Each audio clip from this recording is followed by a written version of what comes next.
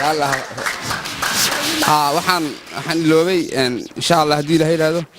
hadda maadaama safar galayno aniga ku gudoomiye ahaan xasan baan kooxda kaga sii tagayaa kustima ahaan san iyo cero tay kooxda u sii wadaan insha Allah hadii Ilaahay yiraahdo